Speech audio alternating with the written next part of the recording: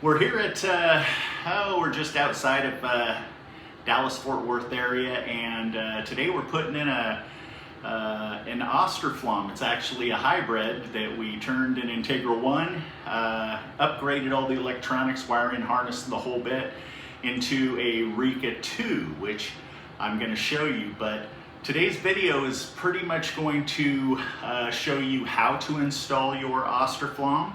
Or if you're seeing this on the internet and you're just hooking up some other brand besides Austroflamm, it's going to pretty much be the same thing. How I drop the liner, how I end up doing the top parts up on top, how I connect it up to the combustion fan on the back side of the stove, and so forth. Really easy. This is one of the most basic installations that you could possibly have. Due to the fact that the lining system is only 3 inches, and with the liner being 3 inches, it pretty much passes right through the damper unit, hooks up to the T hooks up to the combustion fan, and bada bing, it's that simple.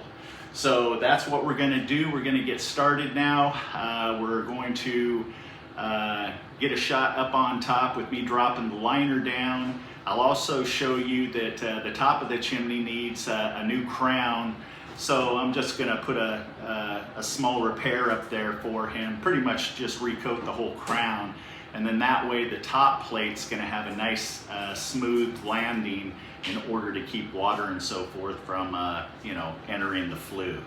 Okay, so let's get started. Okay, so he's got a screen inside here. This is obviously to keep the birds out. And I got to put my gloves on because that can get really sharp. But you can see here, see how the top of his brick is exposed here? Yeah, I'm just going to put an overlay over this. It really needs a complete crown, but it's really kind of funny because the small little town that we're in, nobody carried 60 or 80 pound bags of premix, and all they had was these little 10-pound bags. I kid you not. It is the weirdest thing I've ever seen. 10 pounds. I'll get a shot of it and I'm gonna put it on and show you, but maybe, Texans are used to 10-pound bags of quick creep, but you know what? Never seen it before. So anyhow, that's pretty much what we're gonna do. It's probably not able to focus down through the screen, so I will give another shot. But this is a 13 by 17 terracotta lined, and it didn't focus, but I'll get another clean shot of it here as soon as I get the screen removed. Okay, so here's a shot looking down the flue. It's got a 13 by 18 terracotta lined chimney, more than enough room in order to just drop this liner straight down through. Nice, clean, don't have to sweep it before we install the liner. And luckily the lining kit that we have has a 24, let's see, what do we got? That's an 18 by 18 top plate, so that's going to fit just perfectly in order to cover this, the top of this flue opening. Okay, so there you go. Dropping it right down there. I'm going to set up my tripod and let's get this liner dropped and hook this stove up. Okay.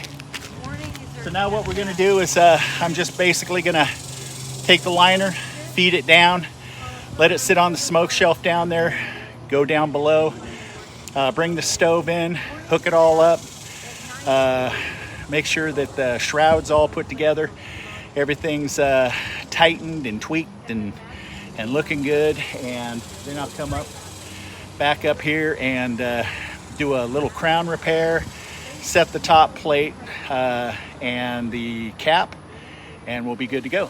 So let's get busy.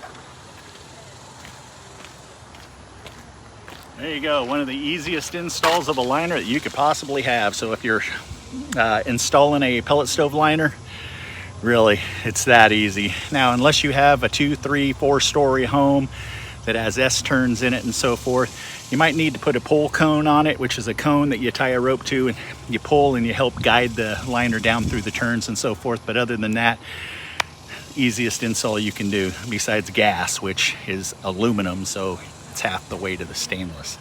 Okay, so let's get down below and continue.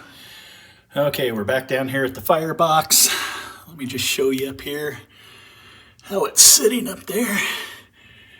Okay, you can see the liner back there, how it's sitting on the smoke shelf. All I'm gonna do is lift it up and drop it down into the firebox here.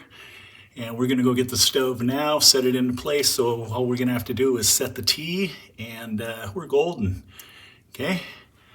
That easy. And totally spaced it sitting there doing the job while talking to him, and Julie's like, man, Scott, you didn't record any of it. Okay, so anyhow, during that pause, you can see we have the stove up on the hearth, and we now have the liner that is connected to the exhaust port, okay? Now, I've had some conversations about using metal tape and silicone, and I actually use silicone with metal tape combination. And what it is just an overkill.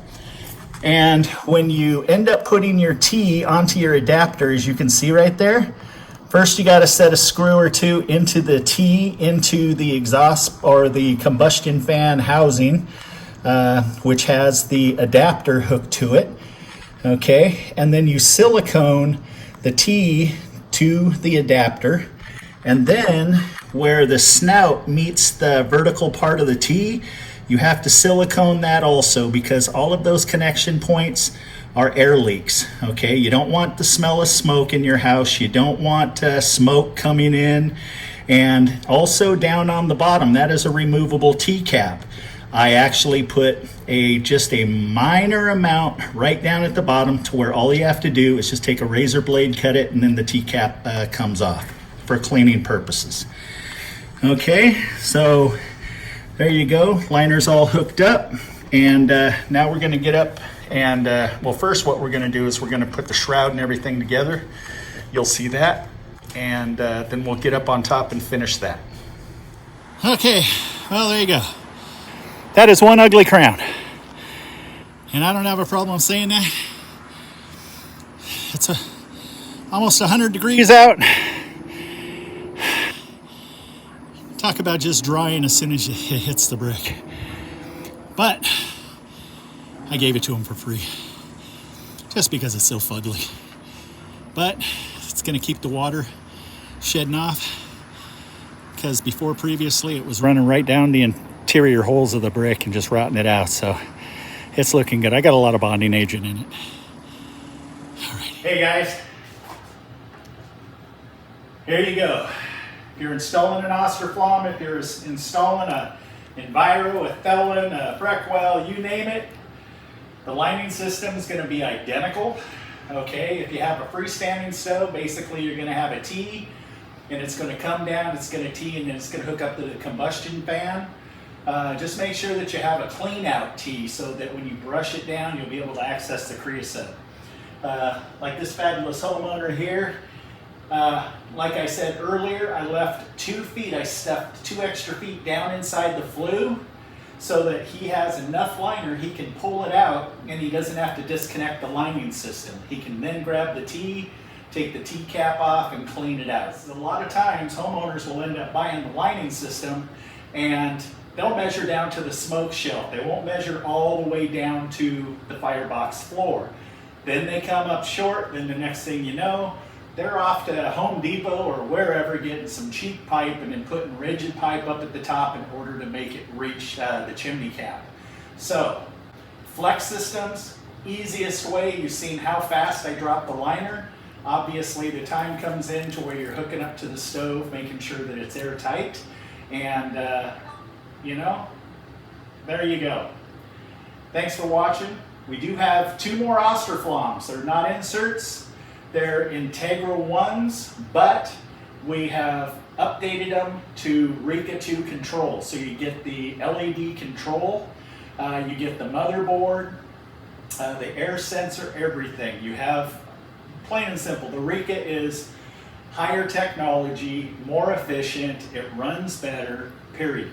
So if you want one, claim one. We have 2 Integra 1 hybrids for sale right now, and this is like the end of July. So, you know, if you see this down the road, give us a call. We'll let you know if we have any in stock. Okay? Thanks a lot for watching. You guys stay safe out there. Peace.